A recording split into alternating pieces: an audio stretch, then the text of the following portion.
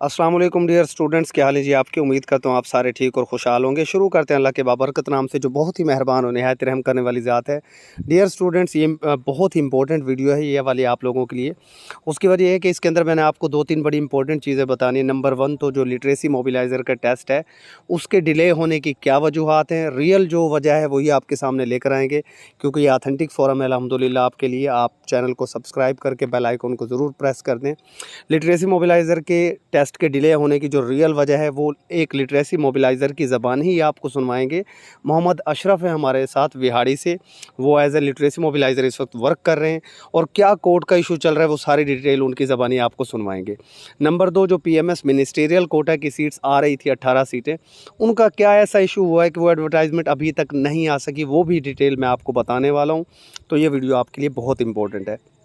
But video में इन चीज़ों को बताने से पहले मेरी आप सब लोगों से एक रिक्वेस्ट है और एक नसीहत है कि यार कुर्बानी जो आप करने जा रहे हैं कल, तो उसमें यार गरीब लोगों का ख़ास ख्याल रखिएगा। 40 घरों तक एक इंसान का पड़ोस होता है, एक मुसलमान का पड़ोस होता है।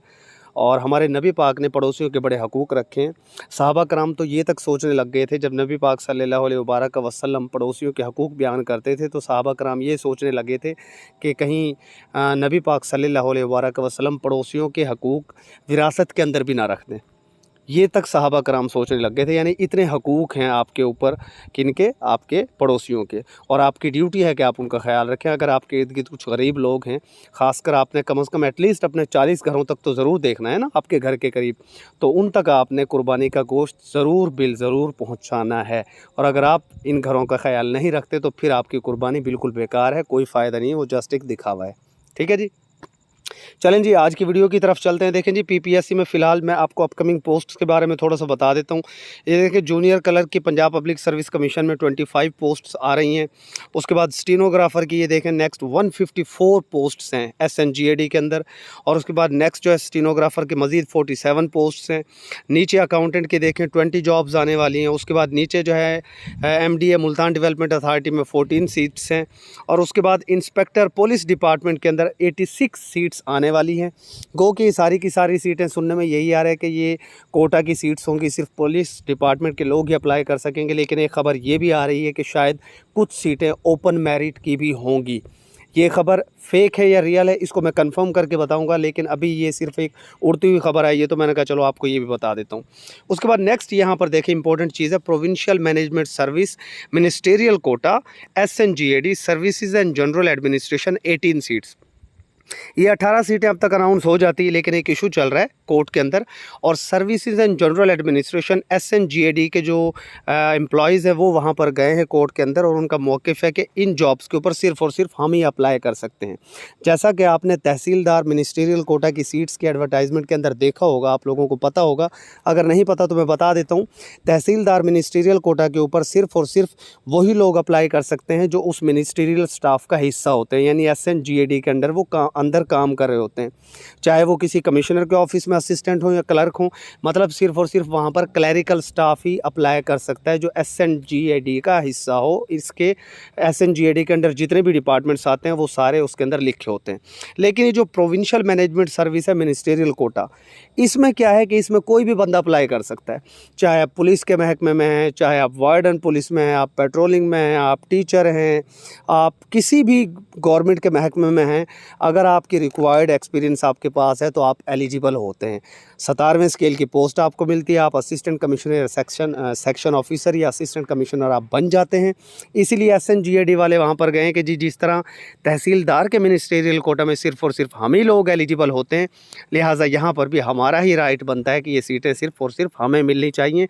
टीचर्स वगैरह इसके ऊपर एलिजिबल ना हों, या बाकी जो महकमे एनवायरनमेंट के महकमे हैं या कोई भी जो महकमा है वो लोग इसके ऊपर एलिजिबल ना हों, सिर्फ़ और सिर्फ हमें ही अहल करार दिया जाए।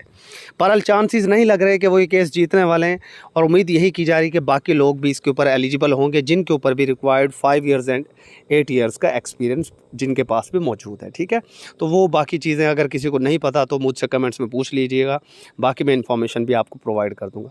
एक्सपीरियंस के हवाले से ये है कि अगर आप 11वें से 16वें स्केल पर काम करें तो आपके पास 5 साल का रेगुलर एक्सपीरियंस हो, और अगर आप स्केल नंबर 1 से 11वें स्केल तक काम करें तो आपके पास 8 साल का रेगुलर एक्सपीरियंस होना ज़रूरी है।